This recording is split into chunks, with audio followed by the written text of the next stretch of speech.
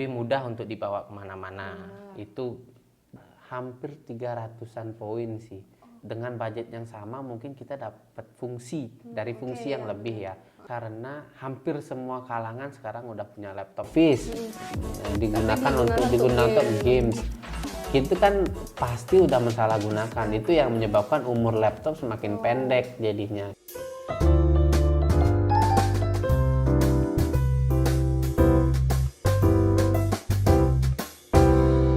Itu sih. Kak Rudi, saya kan ada pernah dengar OS. Apa sih itu OS? Bisa dijelasin sedikit nih, dan banyak banget beredar dan populer.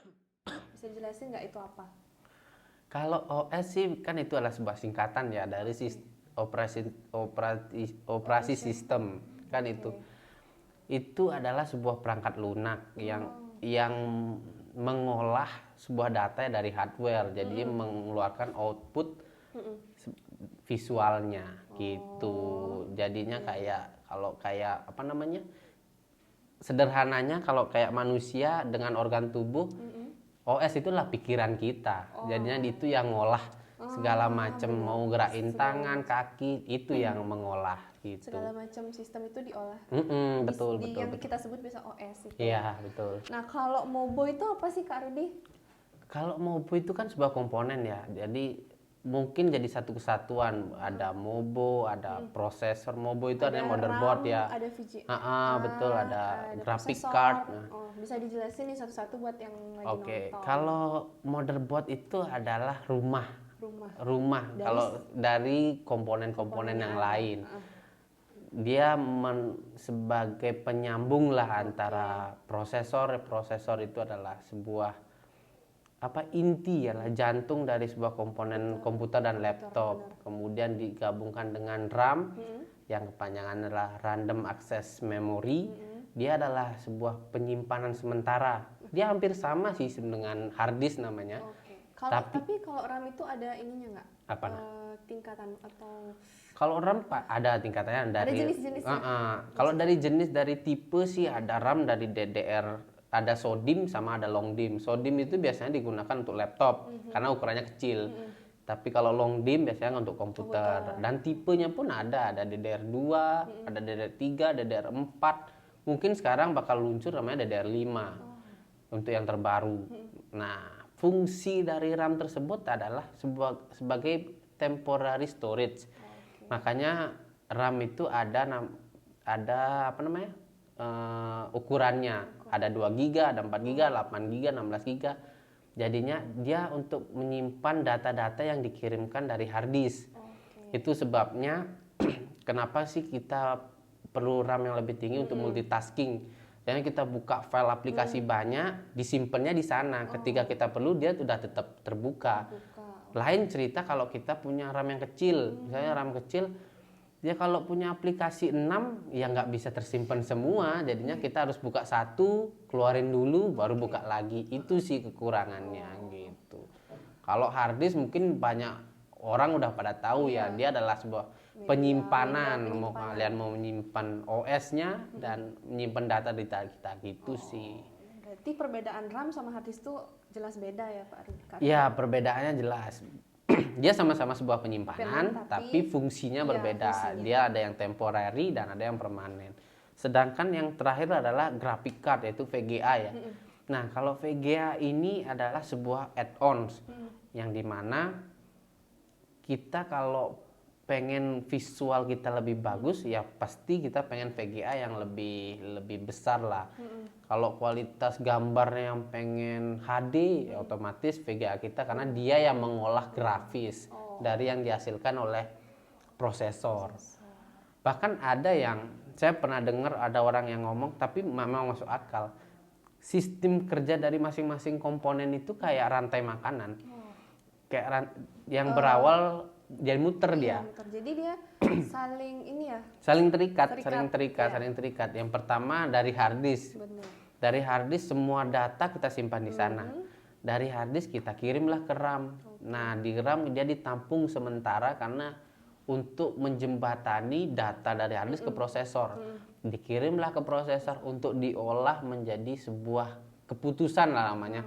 Mau ngampilin gambar mau buka aplikasi di sana. Oke. Kadang kalau ditambah dengan Vega dia yang visualisasi untuk ke LCD-nya. Kita munculkan gambar pada LCD, di sanalah yang diolah. Gitu sih jadinya. Oke. Oke, jadi tadi kita udah sempet nyinggung masalah beli laptop second nih. Kita bahas ke laptop second nih sekarang teman-teman. Menurut Kak Rudi, apa yang harus diperhatikan nih selain kita harus tahu kita belinya di mana, terus gimana pemakaian sebelumnya, apa yang harus diperhatikan lebih ini lagi untuk lebih hati-hati lah untuk beli laptop second gitu. Kalau tips untuk beli laptop second sih, kalau dari saya yang paling utama adalah kita harus tahu toko di mana kita beli. Gimana sih track recordnya mereka, gimana sih latar belakang mereka, apakah mereka seller yang udah lama berpengalaman, karena di sana mengaruh juga. Namanya barang bekas kan itu perlu quality control yang lebih tinggi ya. Bener. Karena mungkin setiap toko menjual barang berbeda-beda quality controlnya. Dari sanalah kita bisa tarik, oh si toko ini biasanya jual barang yang berkualitas. Tapi itu bukan sebuah tolak ukur kan, bukan tolak ukur.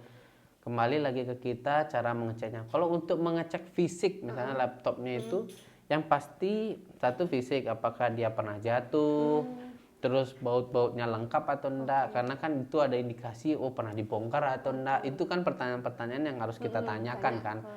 Apa sih barang yang pernah diganti, namanya barang bekas, otomatis kan kita harus tahu nih Lagi apa yang elektronik ya. betul. Setelah itu baru kita bisa cek kepada dalam cara penggunaannya, kita hidupkan laptopnya, softwarenya, apakah kinerjanya normal atau enggak sesuai speknya kita. Apakah ternyata baru dihidupin baterai 100% tiba-tiba langsung 60%, berarti kan udah ada trouble. Dan yang paling penting adalah kita minta waranti. Karena kan kalau namanya laptop second nggak bisa kita cek sehari. Kita beli cek, walaupun agak susah ya nyari laptop second yang dikasih garansi. Ya minimal dikasih waktu 1 minggu lah untuk pengecekan. Dipakai tes running beberapa hari, barulah muncul berarti kurang-kurangannya. Semua seller memberikan garansi gitu. Iya, karena logikanya namanya barang second, apa sih yang kita mau kasih garansi? Kita kan nggak tahu umur elektronik. Tapi itu adalah sebuah opsi lah dari kita ataupun dari pihak dagang mau menjual barang dengan garansi kan, karena setiap user pasti lebih nyaman berbelanja jika dikasih garansi kan. Bakal naikin nama ininya juga kan, poin plus dan nanti bakal dari mulut ke mulut, di sini lo beli laptop second gitu. Betul.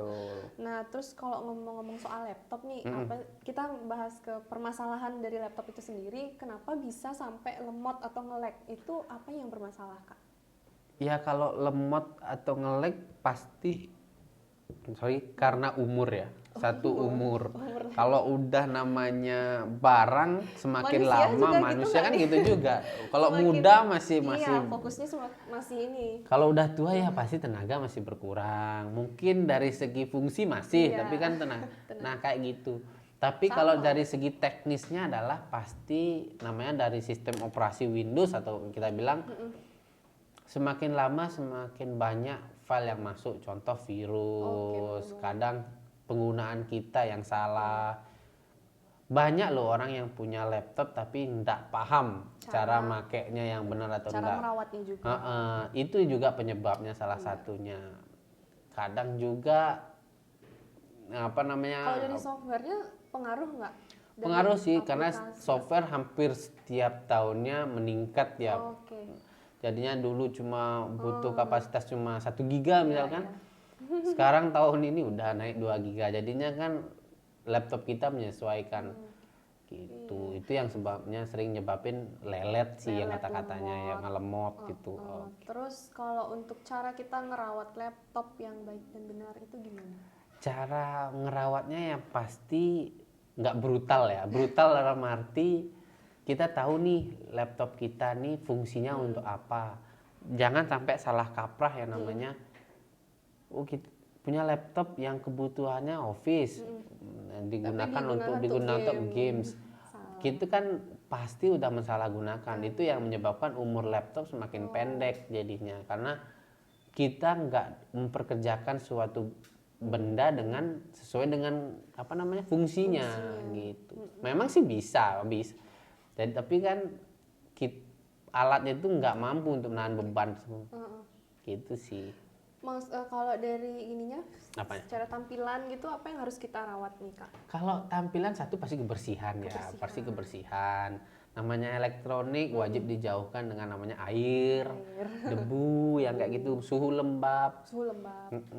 Dan kalau mau ngerawat, hal yang salah biasanya perilaku yang salah menggunakan laptop adalah seringnya menggunakan laptop di kasur. Oke, nah itu juga salah satu pertanyaan kita, penting nggak kita pakai cooling pad ya biasanya. Cooling pad, ya itu.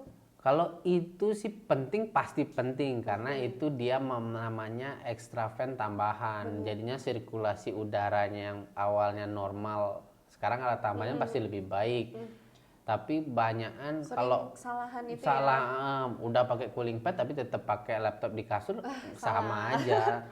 Makanya itu yang harus penting karena sirkulasi udaranya itu melempem, jadinya panasnya itu stay di dalam laptop, itu yang menyebabkan komponen itu cepat rusak. Itu udah dari dulu kita tahu juga ya kalau bahaya menggunakan laptop di kasur. Selain merusak ininya, laptopnya juga takutnya kan sampai gimana gitu kasurnya kan nanti. Oke, terus kalau untuk pelindung keyboard itu nih Kak, saya mau tanya, kalau untuk pelindung keyboard itu bahaya lama kelamaan itu gini nggak sih, merusak laptop nggak sih?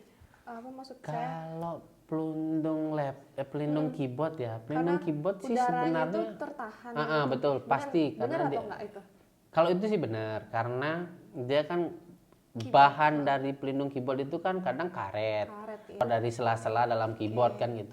Sebenarnya fungsi dari pelindung keyboard itu kan untuk melindungi body keyboard ya. Kadang kan keyboardnya ada hurufnya yang cepat rusak segala macem. Kadang selain itu tetap jaga kebersihan. Iya, biar nggak masuk, tapi ada plus minusnya sih jadinya. Kalau mungkin poin plusnya adalah debu nggak masuk ke dalam dari gininya apa namanya dari sela-sela keyboard ya, tapi panasnya juga nggak bisa keluar. Jadinya itu sih kekurangannya. Tapi kalau dari apa namanya signifikannya pengaruhnya sih nggak terlalu sih. Nggak terlalu berpengaruh. Jadinya kalau mau tetap pakai itu ketika kita mau pakai ngetik atau apa ya kita pakai pelindung keyboardnya, tapi setelah udah ndak pakai cuma searching apa aja kita bisa buka, jadinya kan sirkulasi udaranya masih tetap ada gitu. Kalau untuk misalnya nih bicara soal laptop nih, kalau kita ganti laptop kita ke jadi best performance itu ngaruh nggak untuk ke baterai kita jadi bocor? Kalau best performance itu kan di performa ya. Kalau baterai bocor itu sebenarnya bukan itu sih penyebabnya, karena itu kan sebuah fitur yang termasuk salah satu penyebabnya atau enggak? Kalau saya sih bilang enggak, karena sebuah fitur diciptakan pasti sesuai dengan kebutuhannya. Karena kan nggak mungkin loh sekelas Windows menciptakan ada yang namanya mode low, ada yang mode normal sama best performance. Bedanya apa sih yang sering menyebabkan baterai bocor? Ya pasti dari listrik kita sendiri. Ya karena kan tegangan listriknya yang nggak normal, otomatis baterai menerima daya yang nggak normal juga. Kadang naik, kadang turun, jadinya baterai nggak bisa. Sama lah kayak HP, kalau kita pakai charger yang biasa, itu kan suplai dayanya nggak bagus. Itu yang sebab baterai kembung. Nggak mungkin kan?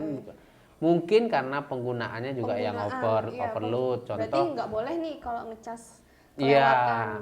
Itu sebabnya kenapa ada reasonnya sih, alasan kenapa sih laptop diciptakan dengan baterai kapasitas ini.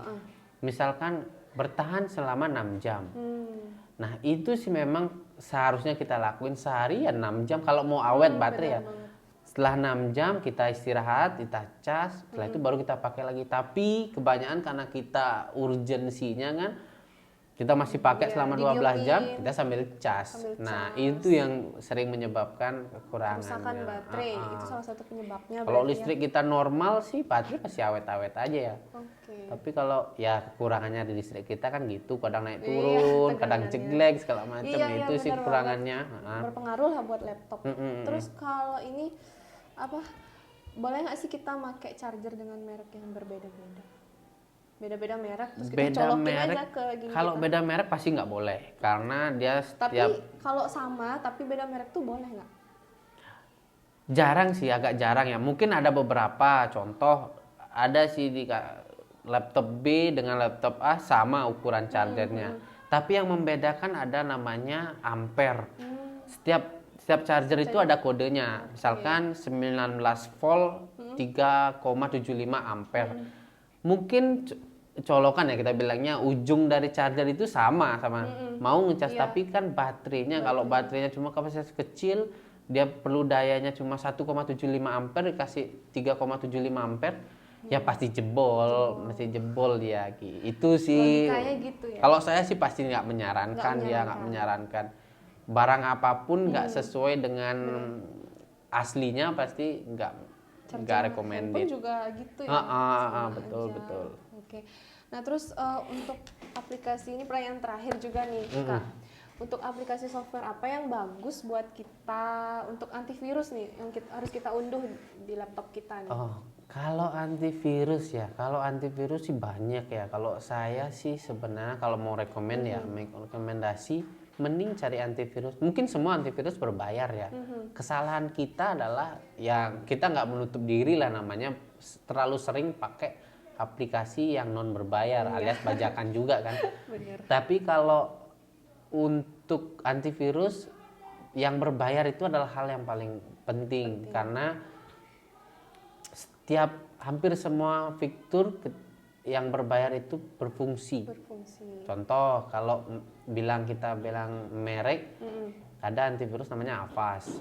Yang paling buatan Indonesia lah Semadap buatan Indonesia. Itu pun ada yang berbayar. Yang menurut saya bagus Kaspersky. Ya, dia ada license yang berbayar. Jadinya semua fitur itu terbuka. Makanya namanya kita beli yang masih trial, pasti kan ada beberapa nih, ada virus-virus mana nih yang nggak bisa dibasmi karena nggak kedetek lagi kan. Jadinya malah merusak laptop sih jadinya.